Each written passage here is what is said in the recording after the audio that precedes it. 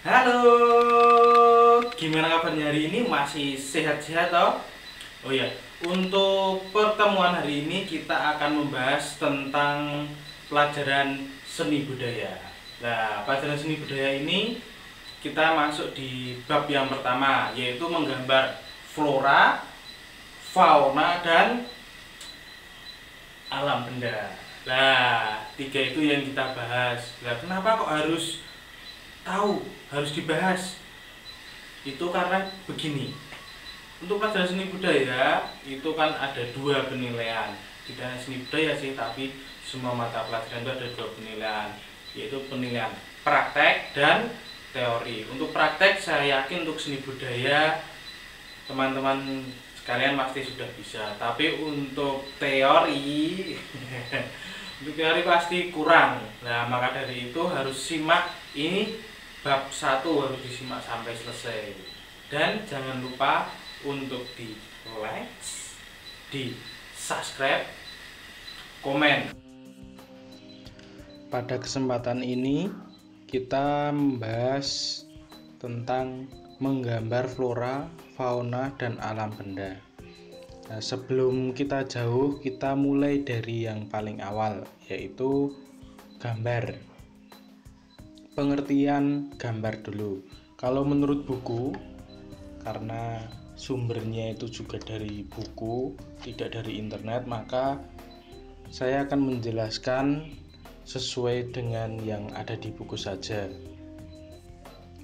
Gambar adalah bahasa yang universal dan dikenal manusia sebelum manusia mengenal tulisan, yaitu saat zaman purba. Pada saat itu, gambar sering dihubungkan dengan aktivitas manusia dan roh leluhur. Dengan menggambar, manusia dapat menyampaikan ide, gagasan, serta simbol sebagai salah satu bentuk ekspresi. Nah, itu pengertian gambar sendiri. Kok beda dengan yang di internet? Benar beda, karena saya merangkumnya sesuai dengan yang di buku.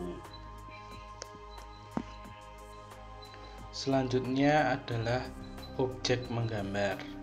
Alam semesta merupakan objek yang tidak akan pernah habis untuk digambar.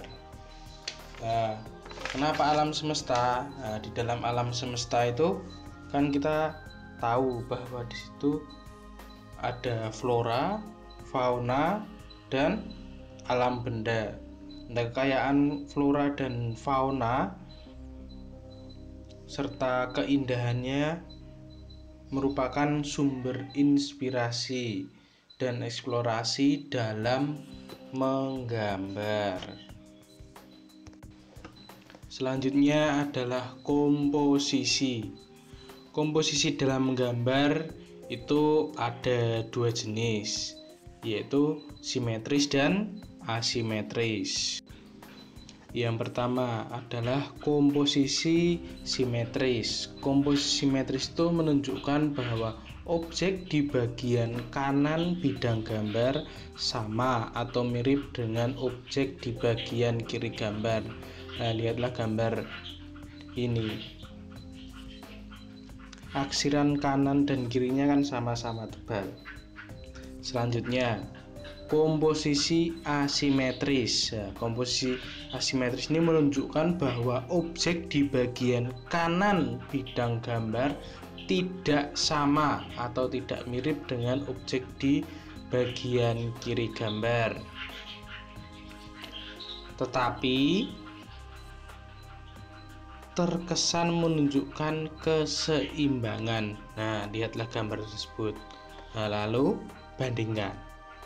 Nah, kalian bisa membedakan toh antara simetris dan asimetris. Tadi kan kita sudah membahas tentang pengertian menggambar, terus objek menggambar, komposisi. Sekarang sebelum kita menggambar, kita pahami dulu tentang teknik menggambar. Dalam teknik menggambar itu sebenarnya sangat simpel sekali, hanya perlu kesabaran dan ketelatenan saja. Dalam menggambar itu ada beberapa tahapan saat menggambar, yaitu yang pertama, mengetahui bentuk dasar dari objek yang akan digambar, nomor 1. Nomor 2, mengetahui bagian-bagian dari objek gambar. Nomor 3, menyusun atau menyambung bagian per bagian menjadi gambar yang utuh. Nomor 4, memberikan dimensi gelap terang, baik hitam putih ataupun berwarna. Terus yang terakhir, memberi kesan untuk latar belakang. Nah, intinya itu kalau kita menggambar itu kita harus membuat sketsa dulu.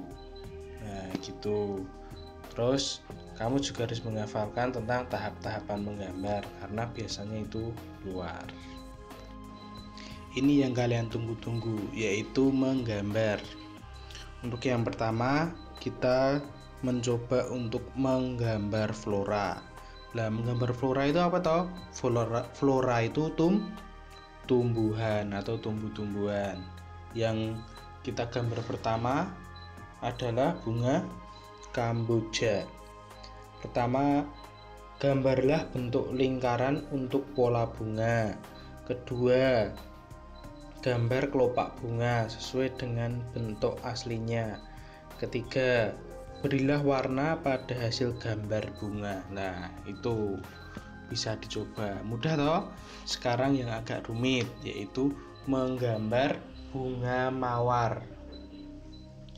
Yang pertama itu menggambar objek secara garis besar dulu, seperti gambar itu. Terus yang kedua, gambarlah kelopak dengan cermat sesuai dengan arah lingkar bunga.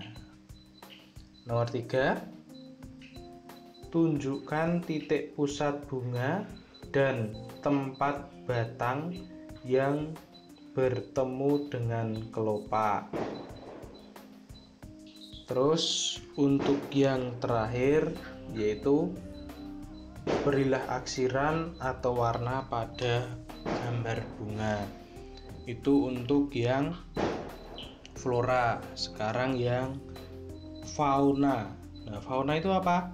Fauna itu hewan. Kalau kalian menggambar hewan itu yang pertama kalian buat sketsa itu tubuhnya dulu. Nah, kita harus coba menggambar IT. Pertama, buatlah gambar bentuk oval untuk badan, nomor 1 ya. Nomor 2, tambahkan bentuk kerucut untuk leher, kepala, dan ekor. Terus yang terakhir, berilah aksiran atau warna pada gambar titik. Terus kalian menyatukan yang dibuat tadi untuk menjadi seperti IT. Yang selanjutnya adalah menggambar alam benda. Nah, menggambar alam benda itu bisa juga disebut menggambar bentuk. Untuk menggambar bentuk ada beberapa hal yang harus diperhatikan. Yang pertama itu proporsi bentuk benda yang akan digambar. Nomor kedua, komposisi dalam meletakkan benda. 3, cahaya yang menyinari oleh objek gambar dan akan membentuk bayangan. Nah, ini sangat penting. Selanjutnya nomor 4, penggunaan aksiran atau warna yang akan membentuk kesan bidang 3 dimensi. Itu maksudnya agar lebih nyata. Dan untuk yang terakhir adalah penggunaan latar belakang atau background. Untuk itu kita mencoba untuk menggambar piring dan di atasnya ada cangkirnya. Yang pertama, Gambarlah bentuk silinder dan oval. Nah, ovalnya untuk cangkirnya nanti, silindernya untuk piringnya. Terus selanjutnya buatlah setiap bagian menjadi bentuk cangkir dan piring. Tuh. Terus yang terakhir, sempurnakanlah gambar dengan menggunakan aksiran atau bisa juga diwarnai. Terus yang tak kalah penting adalah alat dan media menggambar. Untuk alat dan media menggambar, yang pertama itu adalah pensil. Pensil sendiri dibagi menjadi dua jenis, yaitu pensil H dan pensil B. Untuk pensil H itu memiliki sifat keras dan cocok untuk digunakan membuat garis yang tipis, sedangkan pensil B memiliki sifat lunak dan cocok untuk digunakan untuk membuat garis tebal atau hitam pekat. Selain pensil, ada juga pensil warna. Nah, fungsi dari pensil warna ini untuk membuat degradasi atau campuran warna. Yang selanjutnya adalah krayon. Krayon itu memiliki dua jenis, yaitu pensil dan batang. Selain jenis, krayon juga terdiri dari dua bahan, yaitu bahan yang lunak dan bahan yang keras. Selain krayon, ada juga pulpen. Selanjutnya, setelah alat, medianya adalah kertas. Nah, untuk kertas ini memiliki warna netral, yaitu putih, abu-abu, atau coklat.